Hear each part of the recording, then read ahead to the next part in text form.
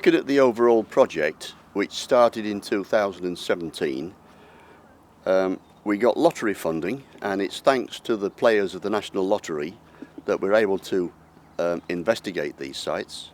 This is coming towards the end of the field activities investigating the Iron Age, so it's a really kind of important time really for us, finishing off the third of our excavations. So we've been to Hemmingborough, we've been to North Duffield, and now we're just at the last few days of work at Wheldrake. They have been very effective in developing a community spirit. We've had well over 100 volunteers, we had lots of visitors, we've had open days, we've worked workshops, we've been to local schools, we've had visits from schools. Everybody's very friendly, which we commonly find in archaeological digs. It's overall been incredibly successful. We've introduced so many people to archaeology, we've introduced so many people to this particular period, that Iron Age landscape that people are just starting to get interested in now. And I'd like to think that as a community, a set of communities, and as community groups, we've actually been right at the forefront of starting to question what's going on in the landscape in the southern Vale of York, in this area between the Ouse and the Derwent. A great learning experience because you get very few opportunities to work on an Iron Age site. It's a very well organised dig. It's a treat to get a tent to shelter in when it rains. Even on days when it was raining, we got a message early to say sorry, we're not digging, which is very important when you're travelling for about an hour in the car, you know. So the communications have been excellent throughout. I wasn't there the first year, but I've been here for the last three digs that they've organised, and during that time learned a lot about the Iron Age in the Vale of York, and made a lot of very good friends. It's been good that there's been a wide range of people here, from young children coming and getting the experience for the first time, adults coming along again, not having dug before, and also letting us that have dug on other community sites get together and actually meet up again. I've learnt a huge amount because I've been encouraged to do every different part of the archaeological process, from troweling, digging, carting spoil, bailing out trenches, through to recording by doing the drawings, the context cards, taking photos, taking levels. So it's very good that we're able to share knowledge and experiences of what we've been doing around. And so you get this exchange of information, largely driven by amateurs, because the professionalists are now all absorbed into these big projects in towns. So if a contractor wants to build a housing estate or build a road, then the window for archaeology is quite short, and they don't want amateurs getting in the way.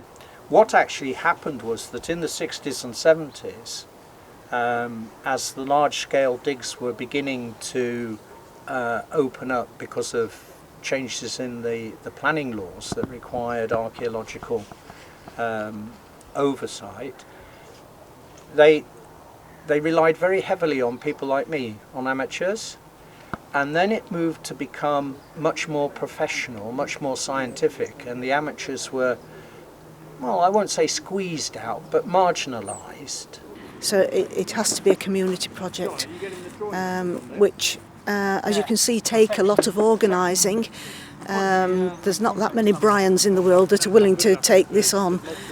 So we are, you know, it is hard to find community digs. And we're very grateful to those people who take a lot of time and trouble to organise these digs. People like Brian are putting an awful lot of work behind the scenes, organising, getting the funding, getting the reports written afterwards. The enjoyable bit before the 2 weeks dig is perhaps a minor part of all that. Money is now available for community projects. I mean, you know, the labour here is free, but of course you've got to pay for the skill of Paul and John, and then opening up the site and then getting it properly analysed by the specialists. there are more and more developments going on in this area, so there are more discoveries being made at the same time as we're working. But I think ours has always been very much upfront, talking to the community, telling people what we're finding.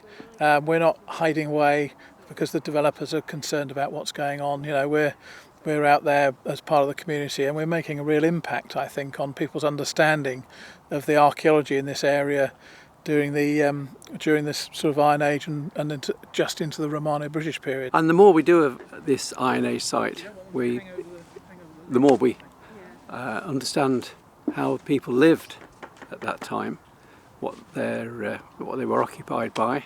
Obviously, Iron Age, you think they're all going to be iron smelting, but of course that was a very small part of daily life. Most of it was subsistence farming, hunter-gatherer, that sort of thing. But the social interactions obviously were quite important. It's been very surprising how they continue to work and build over the same areas. With all this land, you would have I presumed they would have moved further out.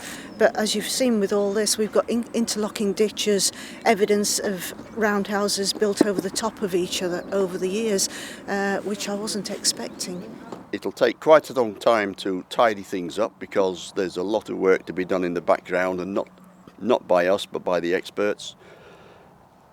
And probably in about 18 months' time we'll be in a position to then make a report which will finalise the project. Everything has to be meticulously recorded, and we're in the process now that a lot of the actual digging work has been completed in drawing, measuring, getting satellite points down, so that other archaeologists can access what we've done. I think it's gone very well, and once we see the overall picture, I think it'll answer a lot of the questions that Brian and Paul posed when they set out on the project. Hemingbrugh in 2017 was a really useful site. We proved that the site had been inhabited for quite a long period of time, from the early Iron Age through into the Roman period. So, fantastic project. The field work has been really excellent, been carried out with support from, obviously, working with Paul and with Brian to make things work, to come together. It's been a very, very successful project archaeologically. Last year, 2018, we excavated at North Duffield. That was an exceptionally important site. It appears to show links between our site in North Duffield and the fortress in York in Roman times. It's a great pity it's going to end because it's been so good, but I think we've learned a lot about the Iron Age settlements and later settlements in this area. Our final site is this site in Wheldrake. This was one that we hadn't planned to dig on, and it's turned up all the things that we needed. So all in all, we found 3 really good sites which answer our research questions. And we'll be able to present a report as a result of this that demonstrates to the wider world that there is more Iron Age settlement in the Vale of York than perhaps people think. A few more things to do yet in terms of community work, but the archaeology has been great and I've really enjoyed it. I think it's been a very useful and positive exercise. Involved a lot of people in the different communities, and the schools and the children. So yeah, been very useful. Thank you, English Lottery.